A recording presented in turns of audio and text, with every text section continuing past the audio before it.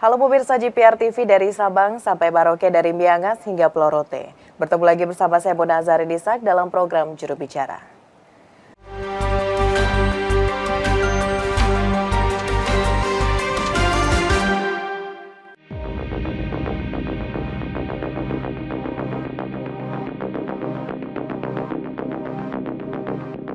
Pemerintah tengah gencar melakukan pemerataan infrastruktur internet di semua wilayah di Indonesia. Hal ini sejalan dengan visi Indonesia Digital 2045 yang merupakan kebijakan dalam mengembangkan potensi menuju Indonesia emas dalam kancah persaingan global dan pembangunan yang berkelanjutan.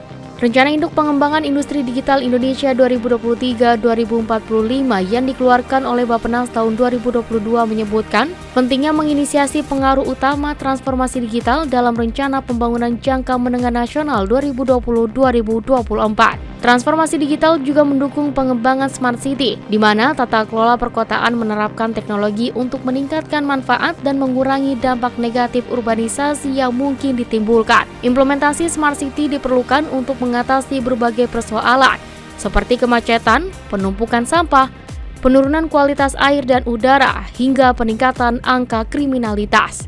Lantas, bagaimanakah peta jalan digital Indonesia? Serta bagaimana proses pembangunan infrastruktur digital yang tentunya tidak hanya dipersiapkan untuk kemudahan dan juga kenyamanan saja, namun juga faktor keamanannya. Infrastruktur digital guna mewujudkan 100 Smart City di Indonesia.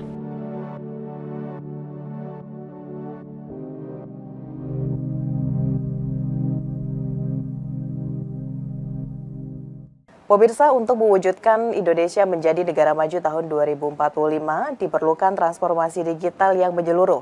Sebelumnya, Menteri Komunikasi dan Informatika Republik Indonesia Budi Aris Setiadi menyebutkan salah satu aspek penting dari transformasi digital adalah pembangunan Smart City atau kota cerdas. Dan lantas pemirsa, seperti apa peta jalan digital yang telah disiapkan oleh Kementerian Komunikasi dan Informatika sebagai pedoman strategis untuk membangun Kota Cerdas di Indonesia tahun 2045. Untuk mengulasnya kita saat ini sudah terhubung dengan Dirjen IKP Kementerian Kominfo, Bapak Usman Kansong. Selamat malam Pak Dirjen. Selamat malam Mona. Baik Pak Dirjen, kita langsung saja Pak pada pembahasan pada malam hari ini mengenai peta jalan digital menuju Kota Cerdas 2045. Ini untuk langkah dan juga roadmap yang telah dipersiapkan oleh Kementerian Kominfo untuk menuju Kota Cerdas 2045 seperti apa Pak Dirjen? Ya, jadi peta jalan digital Indonesia atau roadmap ataupun bisa juga disebut transformasi digital ini paling tidak terdiri dari 3 komponen. Yang pertama adalah pengembangan infrastruktur digital. Yang kedua adalah pengembangan sumber daya manusia digital atau talenta digital. Kemudian yang ketiga regulasi ataupun kebijakan. Nah, dalam konteks Smart City, ketiganya tercakup. Di dalamnya ada infrastruktur, kemudian juga harus diimbangi dengan kemampuan ataupun kompetensi sumber daya manusia yang digital. Kemudian yang ketiga adalah kebijakan. Ya, kebijakannya sudah ada. Ya, kebijakannya ya kebijakan Smart City itu begitu. Nah, tinggal lagi kemudian yang harus kita siapkan adalah infrastruktur dan sumber daya manusia. Nah, terkait dengan infrastruktur dalam konteks Smart City, ya kita tidak bisa mewujudkan kota pintar, kota cerdas tanpa adanya infrastruktur digital.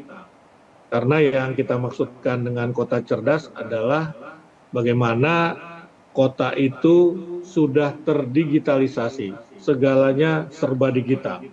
Nah, karena itu diperlukan infrastruktur digital. Ya, apalagi kita merencanakan membangun 100 kota cerdas, ya, kota cerdas pada tahun 2024. Nah, karena itu kita Kominfo kemudian melakukan peta jalan, dan terkait dengan infrastruktur tentu kita menyiapkan infrastruktur baik kapasitas maupun cakupannya, ya, baik dengan teknologi satelit, fiber optik maupun microwave. Kemudian yang kedua juga infrastruktur spektrum frekuensi.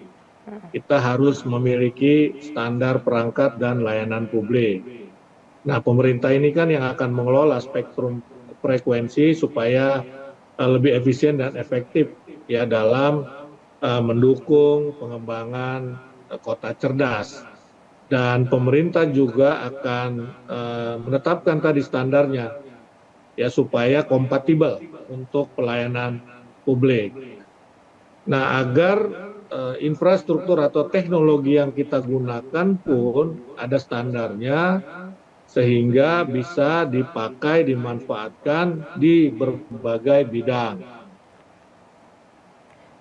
Mempertahankan kesehatan dan transportasi begitu. Nah, itu baru dari sisi infrastruktur. Tentu nanti dari sisi SDM ya harus kita kembangkan juga begitu.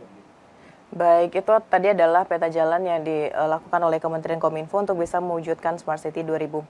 Dan tadi Pak Dirjen menyebutkan juga ada target dari Kementerian Kominfo itu sebanyak 100 Smart City hingga tahun 2045. Dan Pak Dirjen, ini untuk lebih detailnya lagi terkait dengan Smart City tersebut, kira-kira ini aspek apa saja Pak untuk mendukung Smart City tersebut dan bentuk nyata dukungan pemerintah mewujudkan konsep ini hingga saat ini seperti apa Pak Dirjen?